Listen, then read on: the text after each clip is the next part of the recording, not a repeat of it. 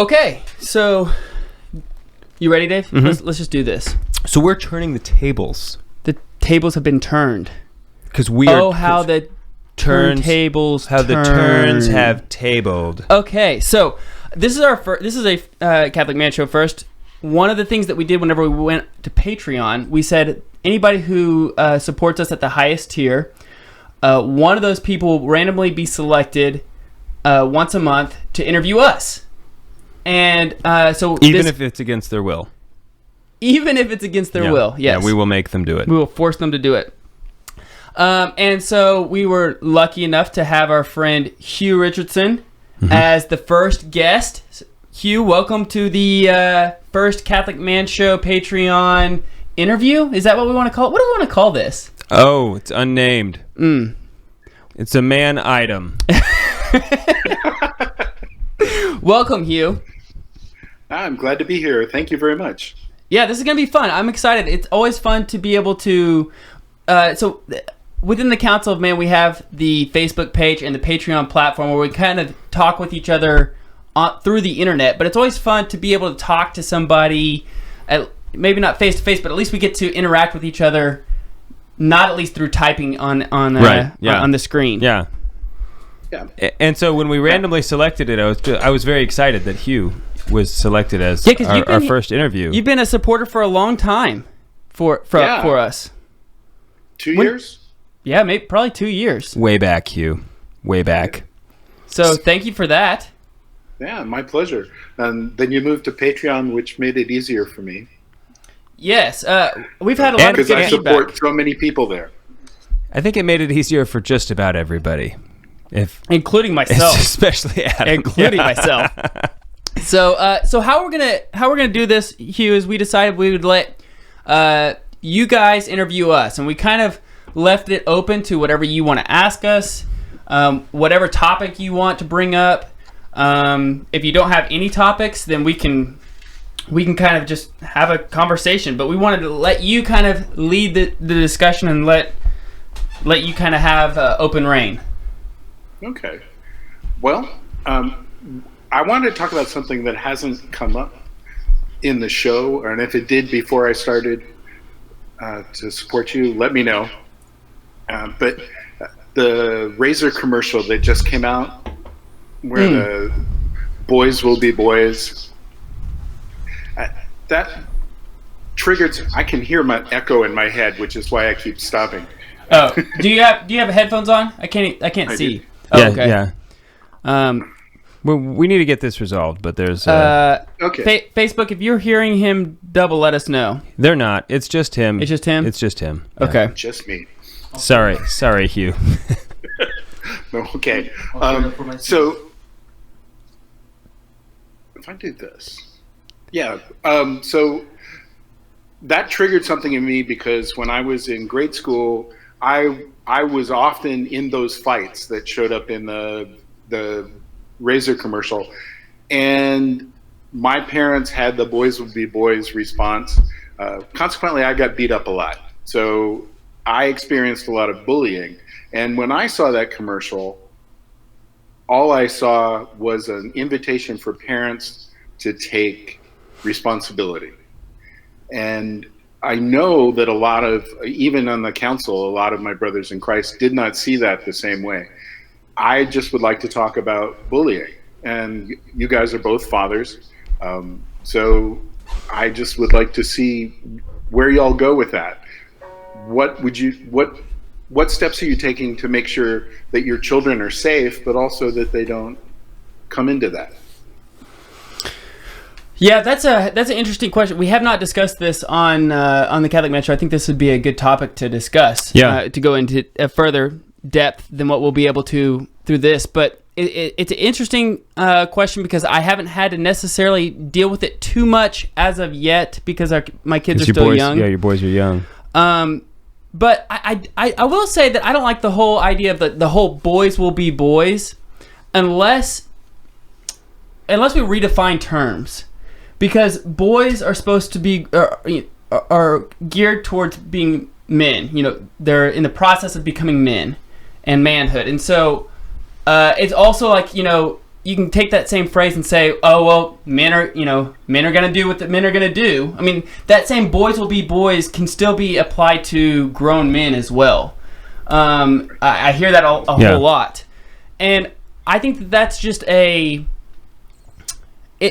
it's a downgrade. It's a downplay on who men are supposed to be and who men are called to be. I think that it's just an excuse for us to be able to say, oh, well, it's okay if we are not virtuous men. It's okay. So I don't like the whole boys will be boys unless we decide boys will be boys in a term that means boys are being nurtured to become men, and men are supposed to be nurtured, or are supposed to be a virtuous man who is a protector and a provider and an establisher. Yeah.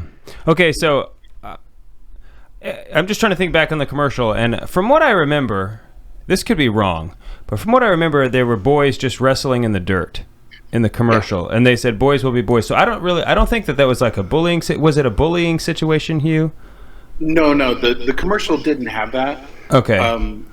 Like I said, the only time in my life I heard phrases like that was around bullying situation. So seeing two kids fighting in the dirt while the parent stood on the side, it was just my memory was triggered in that way. Yeah. Okay. So I kind of take both sides on this. I think that boys will be boys in some ways. Boys have a natural tendency to wrestle with each other. I mean, they've done many, many studies on this. I'm going to be careful because I'm not a psychologist or anything like that. But I do know that boys have a natural tendency to do that. And so in some ways, yes, boys, when they go outside, they're going to get dirty. They're going to end up in the dirt and that's what boys are. So in that way, boys will be boys. But if it's going beyond that and you're still saying this phrase, that's as an excuse, right? As an excuse to not parent your child. It's a lazy tactic. Yeah, I mean, then that's obviously a problem. In that commercial, they were trying to get into this idea of toxic masculinity, which I think is a fictitious thing. It's sort of like a benevolent evil. It doesn't exist. There is no such thing as toxic masculinity because masculinity isn't toxic. Now, there is depraved masculinity or perverted masculinity, but the only reason that it is toxic is because it fails to be masculinity. Okay. Right. And so I just think that's an important point to draw out, that toxic masculinity doesn't exist. It's not real, because masculinity is this thing that God created, and we're always perverting God's creations through our own sin. And in so much as we do that, we do create things that can become toxic and things that can become harmful to ourselves and everybody, the whole world. Because we're all swimming in the same swimming pool here, and we're all peeing in it at the same time.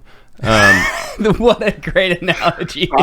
Thank you. Yeah. Well, it's like that's exact. Like we're literally poisoning each other. Right. As we I got you. It was just funny. Well done. Thank you. So, I think. So what do you do about it? You're raising sons, and nobody wants their kid to be the bully. But there's bullies in everybody knew bullies, and all those bullies have parents somewhere.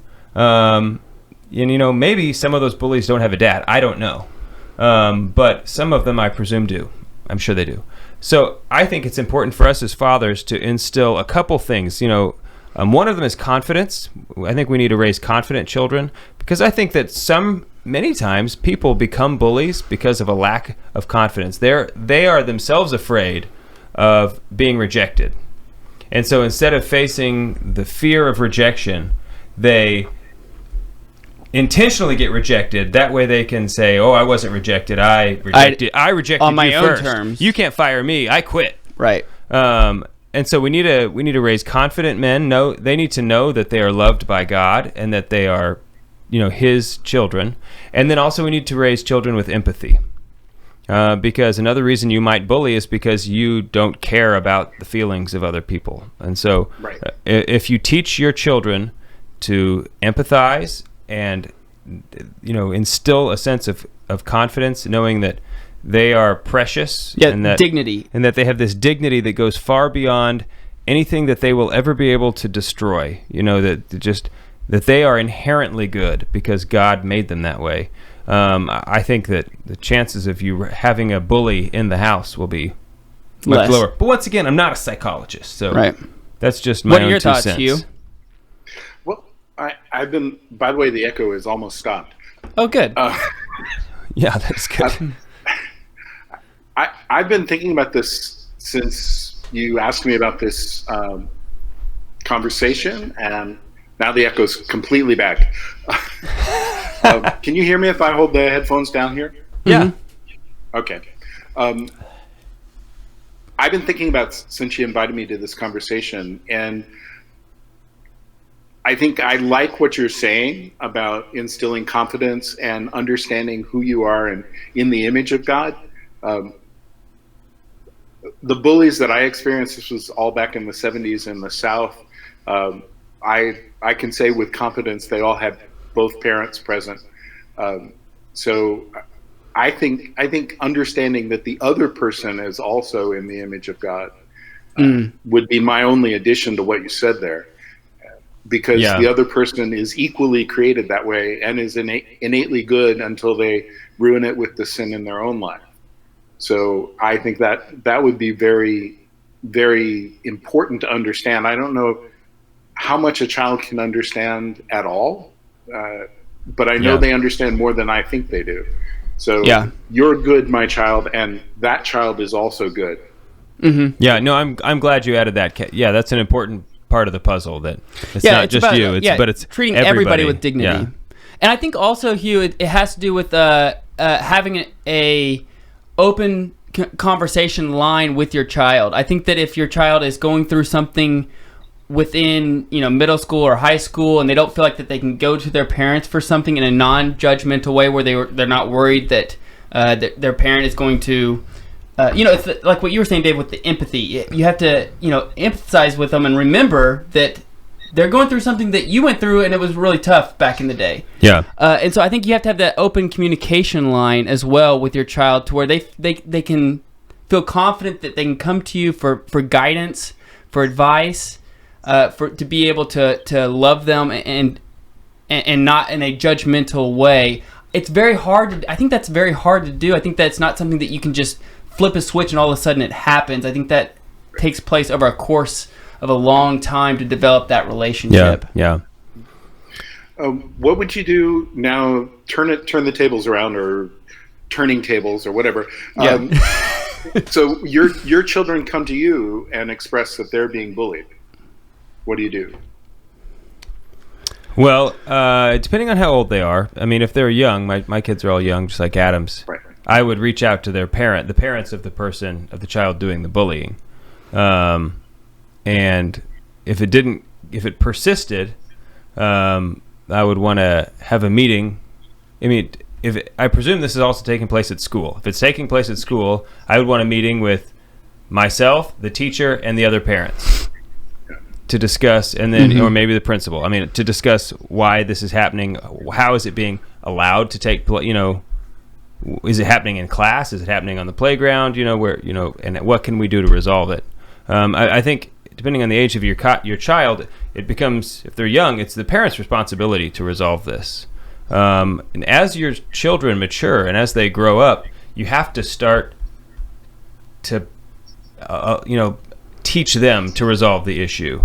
You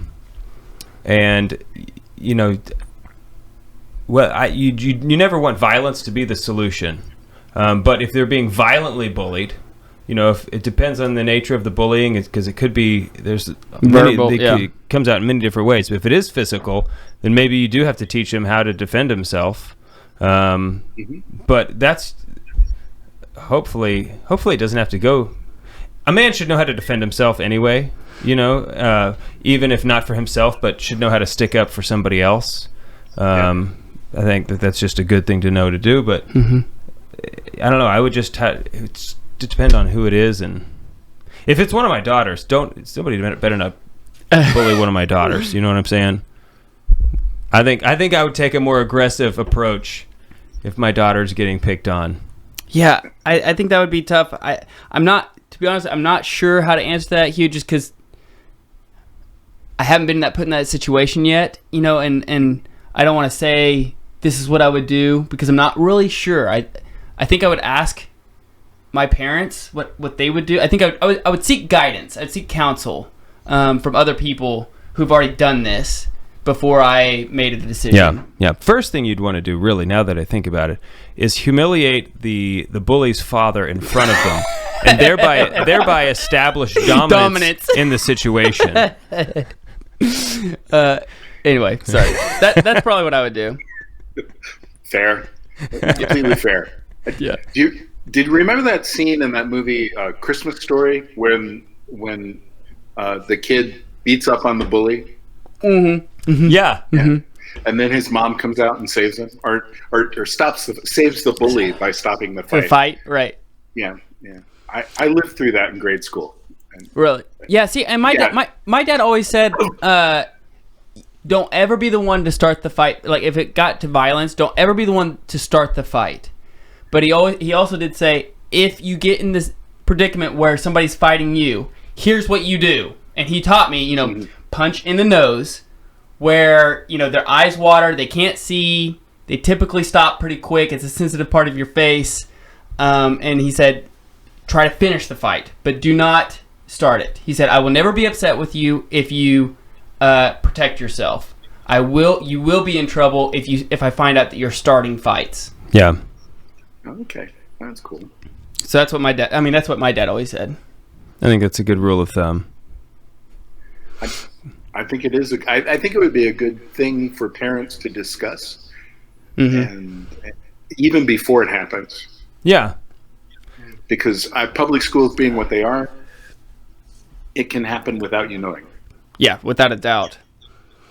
Yeah, I think that's a good point. I think that brings up just the ability to have open line communication with your wife as well. Mm-hmm. I think a lot of times we try to think about how to parent without, because we're active, we're proactive. You know, we want to fix the problems as men. You know, a lot of times men want to just fix the problem. And I think that, again, we need to remember that we need to seek guidance and counsel, and this is a marriage. This is two people. You know, we should have open lines of communication, because women also are very more sympathetic and empathetic, like you were talking about. Yeah, and also I think a lot of times your children are in a bullying situation for a long time before you find out about it, especially as the father. I think I would guess that in majority of cases, it's the mother who finds out about the child being bullied first. I mean, mothers are just more in tune with their kids. Mm-hmm. You know, they just have a different type of communication. Mm-hmm. They're on a different level. So, making sure that as the dad, you're participating in some of those conversations is a good thing, I think. It definitely is. I know it. Yeah. What else you got, Huw? I think we got time for maybe one or maybe two more questions if you have anything for us. I don't. That's all I came in with. What about people who are listening to the Catholic Man Show and are thinking about supporting us via Patreon? What would you say you've gotten out of the whole Catholic Man Show Facebook group and everything else? I can do an ad for you in no time. Supporting you guys has been a blessing. I wasn't Catholic, as you know, before. I was still Orthodox when I started supporting you guys. And I didn't convert because of you guys, but I found a welcome in the church that included you guys. And I sent you gin right after I joined the church, I think. Mm-hmm. I was Which we love. These guys, yep. St. George's. St. George's gin. You. Yeah. Yes. These guys needed a thank you. I have found the Council of Men supporting you guys and getting into the council to be so important a part of my life because of the weekly fasting, the prayers that we do for each other, and the conversations we have on there. And sometimes I can only read because there's enough intense content happening, and I'll just read and like occasionally. Mm-hmm. Mm-hmm. But your podcast and your conversation has been a blessing. I appreciate those words. We have tried to keep the conversation meaningful, focused in the right direction. Not it's easy these days to have sprawl, and just like, oh wow, the church, just like the whole church is Notre Dame right now. Did you guys know that? So I appreciate just all the guys, and it's often about fatherhood. It's about being manliness. Yeah, it's just about being spirituality. How to grow. We're all on this path of sanctity, and all of these obstacles that we all face, it turns out we're all facing them pretty much at the same time. We're all doing them together, and so it's nice to be able to have each other's back, be able to instantly know that if I post something, I have at least 10 guys who are almost instantly going to be praying for me. Yeah. That's been such a blessing for me. Mm-hmm. But Huw, thank you so much for taking the time to hang out with us this evening. Thanks so much for your support. Mm-hmm. And for changing my mind about gin. Because you really did. Yes, me too. I thought gin was like, well, the only thing gin is good for is if you really need to throw up. You can drink gin, like that's what it's for. But you changed my mind. You also have a blog, Huw. Why don't you can push your blog? Oh, thank you. Yeah. doxos.com. Doxos.com. Okay. Awesome. That'll get there. Awesome. Well, thanks again, Huw. I appreciate it, bud. My pleasure. Thank you, guys. Cheers my friend. To Huw. Cheers.